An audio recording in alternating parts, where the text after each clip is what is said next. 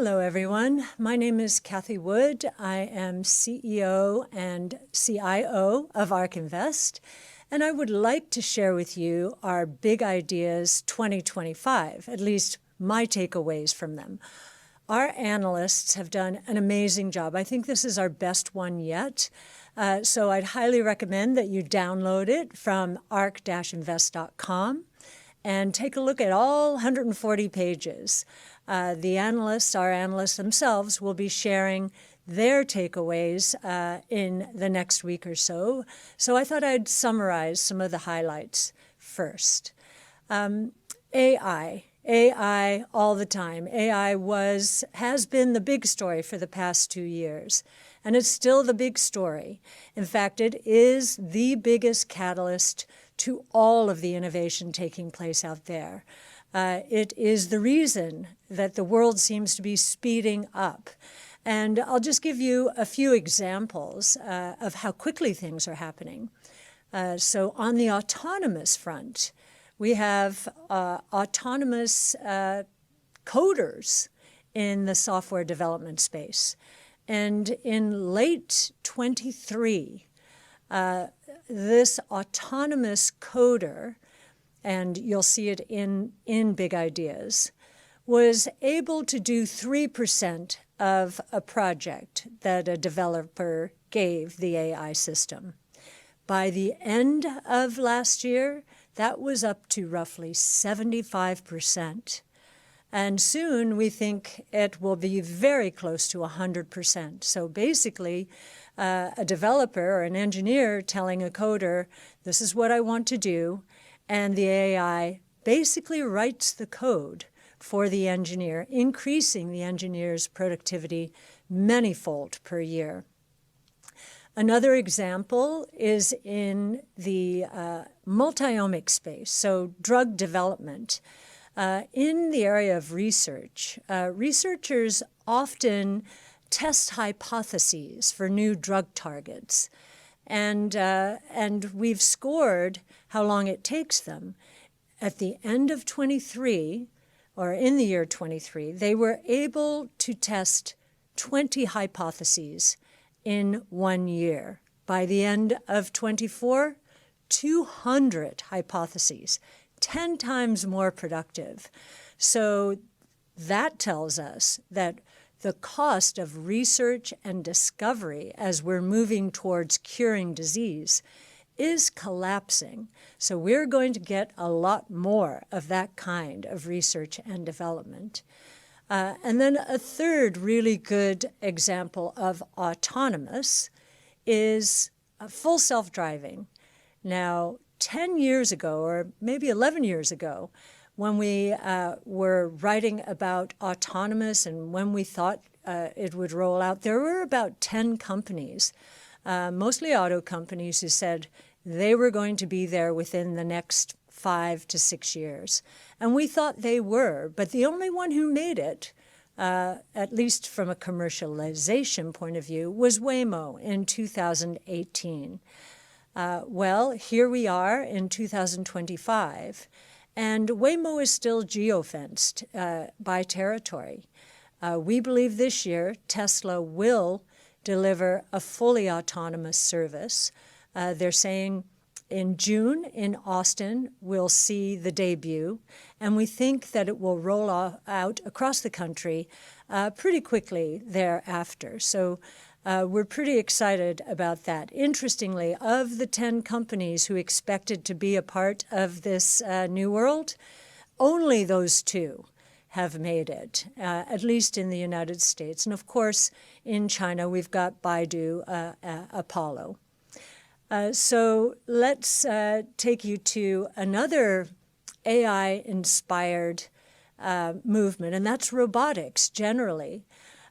We believe that humanoid robots will soon be upon us. We will not be surprised to see them walking around our businesses and maybe walking around our homes after that, trying to take all the drudgery out of day-to-day work. We think this is going to be a $26 trillion business, ultimately, half in the home and half in manufacturing. And the developments here are, once again, because of artificial intelligence. In fact, just like autonomous robotaxis, we've got a convergence of three technologies that are driving both humanoid robots and robotaxis forward. Robots themselves, energy storage, so battery technology, and artificial intelligence. Those three technologies converging are creating all kinds of opportunities. And humanoid robots, I think, I will tell you, while full self-driving took a lot longer than we expected, humanoid robots are developing faster than we expected because of the expertise that has evolved around full self-driving. It's the three same technologies converging. So we're pretty excited about that. And, you know, humanoid robots, we have a sense of how much productivity they will introduce. We have a sense because we actually have old-fashioned robots in our homes already. So washing machines. Before washing machines, believe it or not, people spent a lot of time washing clothes. And with the washing machine, the time savings are now something like 85 or 90%. We think the same will be true for many other household chores. Importantly, food preparation and cleanup in the home. So that's going to be pretty exciting. And on the manufacturing front, we've already seen robotics in action. The assembly line 100 years ago saved 85% plus of the time to manufacture one car. So we're familiar. It's just all of this now is speeding up thanks to the convergence of robotics, energy storage, and artificial intelligence. Another part of our big ideas that I really love is about reusable rockets. You know, SpaceX is 10 years ahead of any other robotics company, and they are turning around the use of the robots in just weeks now, as opposed to when they first started a few years ago. It took a year to turn that reusable robot around. Now it takes 2 weeks, and soon we think it will take 2 days. And we'll need that kind of turnaround because of all the satellites that are going up. And we think will deliver $132 billion in revenue potential as the world becomes so much more interconnected than it is now. And then we'll jog over to another part of the big ideas that I know many people enjoy, and that is about crypto assets or digital assets. And you'll see how we get to our base case for the Bitcoin price and our bull case. Many people know us for our bull case, $1.5 million, and we actually think the odds have gone up that our bull case will be the right number because of what is becoming the institutionalization of this new asset class. So many institutional investors are now looking at Bitcoin and thinking that they need to add it to their asset allocation because its return profile looks so much different and its risk profile looks so much different from all of the other assets in their portfolios. And then in another section of big ideas, you'll see stablecoins. And I do think it is quite a surprise to learn that stablecoins in total, the transaction value of all of them is roughly, or was last year, $15 trillion. That was more than either Visa or MasterCard. And by the end of the year, the run rate was nearly double that, $30 trillion. Now, when we say that, I want to make sure you understand that this is transaction value. There are very large transactions taking place with stablecoins. Transaction volume, or the number of transactions, Visa and MasterCard still have many more transactions, but the value that is ramping through the digital asset ecosystem as decentralized finance takes off, or another way of saying it, the internet financial system takes off, that is scaling tremendously in a way that I don't think people really understand. So we wanted to highlight the difference between that and the stable coins in the context of Visa and MasterCard. One other thing I'd like to mention before I wind up here is the amount of time that we have spent on multiomics. So multiomics is the study not just of DNA or genomics, but RNA, proteins, epigenetics. It's complicated. But the reason we're spending so much time on it, and the reason we have been able to withstand the buffeting that the multiomic space has taken in the financial markets, is because of the massive opportunity that we see brewing.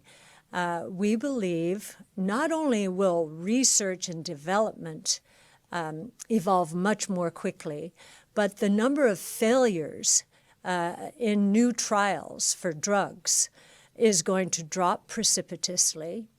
And we truly believe that the convergence among sequencing technologies, artificial intelligence, and CRISPR gene editing is going to continue curing diseases. It's already curing sickle cell disease and beta thalassemia.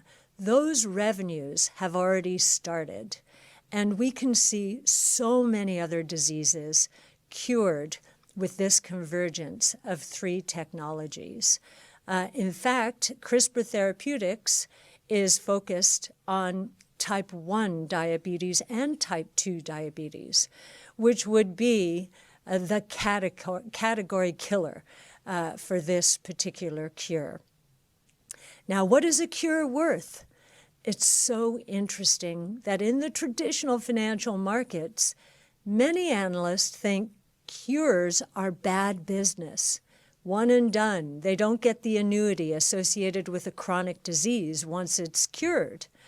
Well, we would like to tell you that a cure, in our view, and we show it in Big Ideas, should be worth anywhere from 2 to 20 times more than traditional medicine.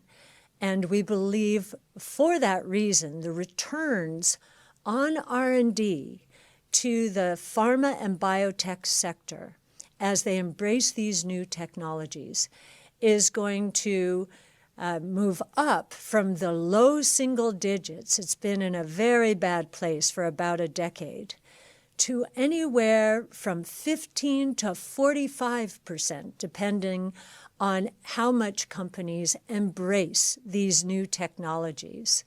So that's pretty exciting. And I'll wind up now by talking about what all of these convergences are going to do to economic activity and to the stock market as a whole.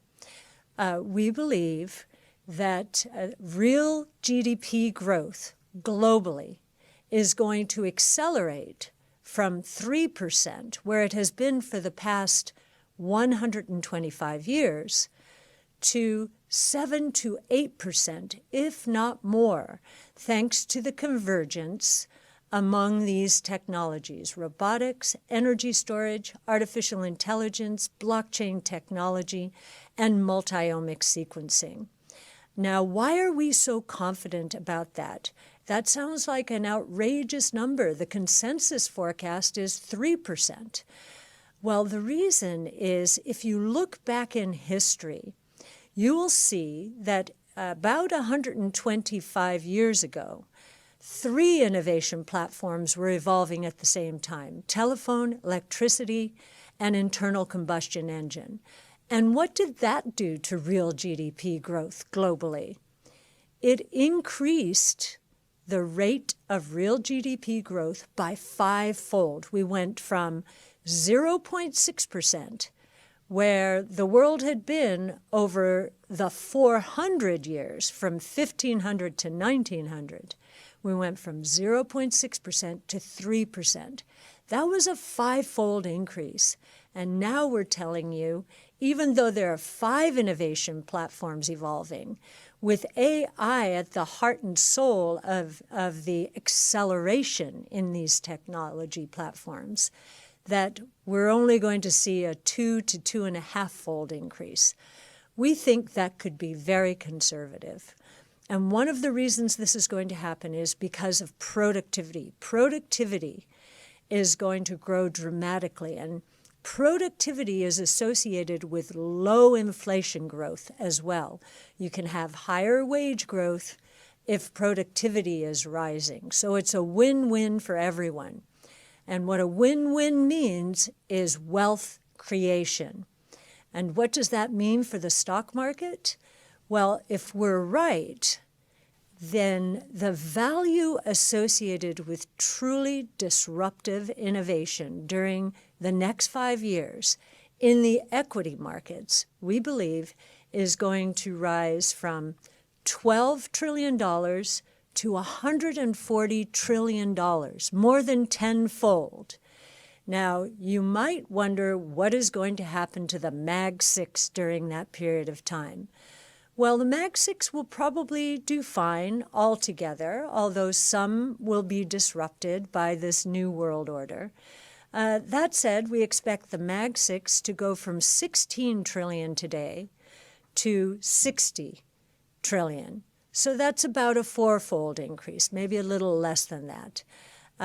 This is another way of saying that we expect the equity market, the bull market, to broaden out during the next 5 years and benefit a lot of companies that have been toiling away while the Mag 6 were getting all the glory.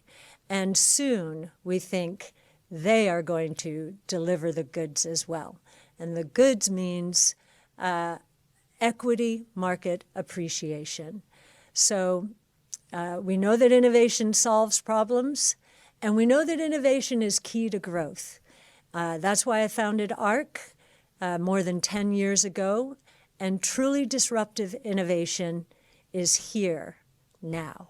So remember, download Big Ideas 2025 from ark-invest.com and enjoy 140 pages of research, original research, that has been done so masterfully by our analysts and our chief futurist and our directors. They deserve all the credit. I am just here to tell the story.